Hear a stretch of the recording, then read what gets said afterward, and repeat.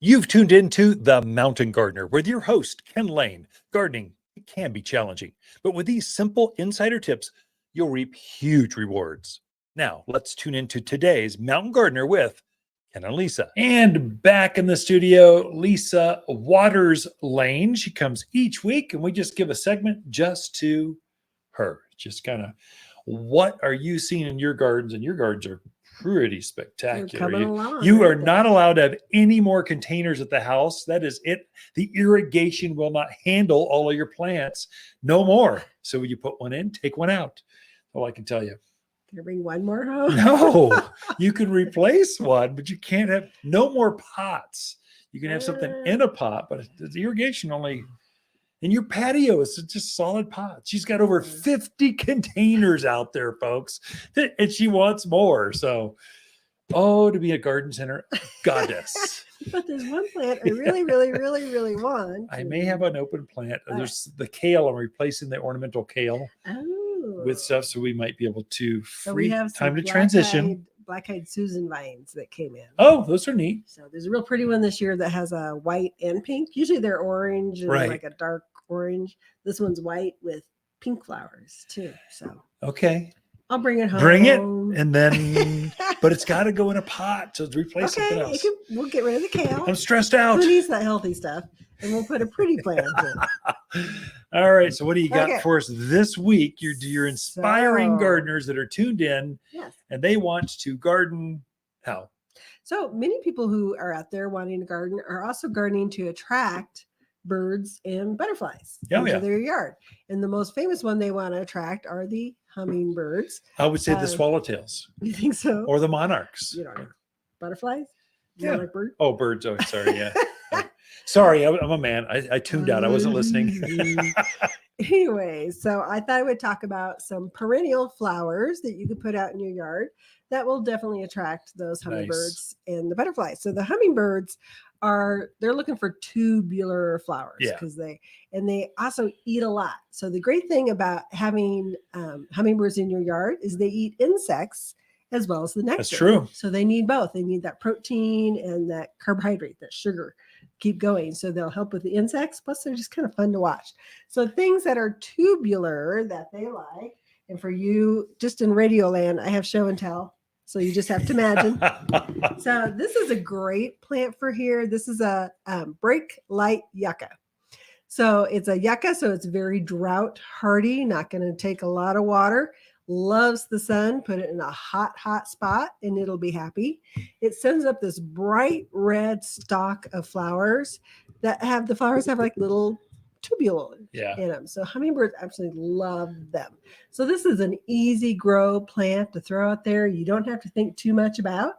Not a lot of maintenance, not a lot of water, but the hummingbirds love it. Put it out there for you folks on ridge lines. Mm-hmm. The more wind, the better. The more sun, the better. The more rocky, terrible soil, the better. Don't put it on drip irrigation. Water by hand. That's what yucca does. It's like agaves are the same way. Cacti. These are they're all companion plants. And this doesn't do it justice. It's a little one in the studio, but this will turn into a 3x3x3. Well, this brake light's dwarfed. 3x3. Call it knee high by knee high. Yeah. And then it just has multiple stalks. It'll have 3, 4, 5, 6 flower stalks. It blooms all summer. Red. Oh, yeah. It'll literally bloom all summer up until fall. So a good one for hummingbird. Another one that most people know about, but it's a good reminder. So this is the salvia. Autumn sage is the other name for it. Another great drought hardy plant you can put in a hot spot. It actually does quite well in a shadier spot too, I have discovered. So very versatile plant. There again, you got the little tube flowers. They just love it. Look how bright red that is on camera. That's crazy. It's almost glowing in the dark. It's beautiful. Yeah. And it'll do the same thing in your gardens. Right.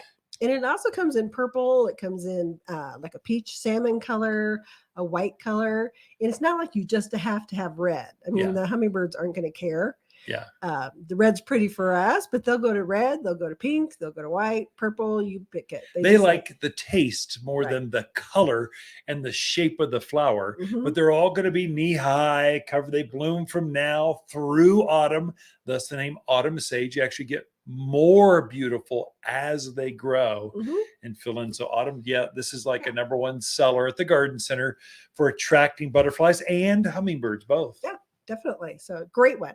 Another one is the penstemon, also known as beard's tongue. But you can just, this one's a pink, forget the name of it. Pink. Let me help you. It is Harlequin pink. Harlequin pink. It's a Penstemon. really bright pink with white centers. Beautiful. I love the penstemons. Just a great little flower for here. There again, it come in a multitude of colors, kind of a multitude of varieties. Penstemon is a big family of flowers.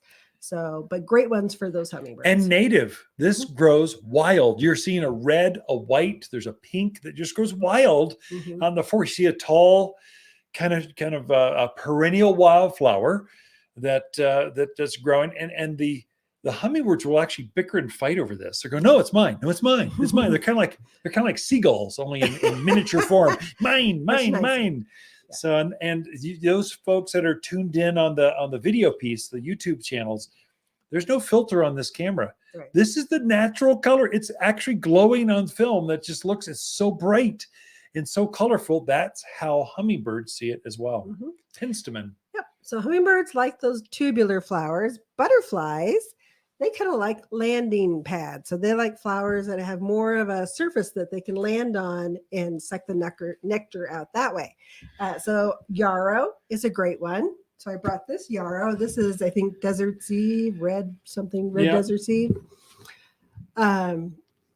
They're getting great drought hardy plant. Loves the sun. Put it in a spot where it's nice and hot, and it'll kind of continue to bloom all season long. This one's a real pretty red one, but it also comes in yellow, moonshine yellow. There's a terracotta color. So they're getting a few different colors in there. Doesn't matter the color. It's the plant itself that they like. So this is a really good one to put in as well.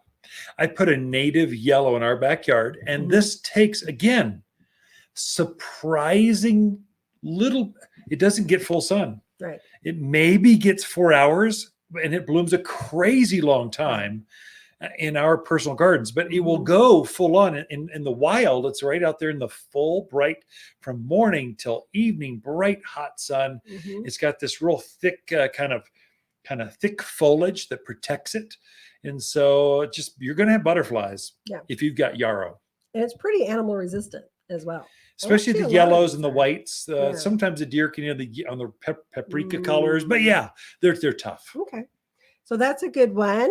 The scabiosa, which is an absolutely horrible name.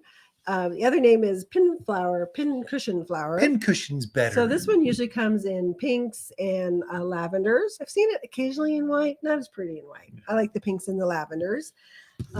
Has a beautiful little flat flower that sticks up above the foliage. So the foliage is low down, and then the flowers stick up probably 12 inches above that foliage. Yeah, easily. And just a beautiful little plant to put out there in your perennial beds, your yards. It does very nicely. Looks like a pincushion.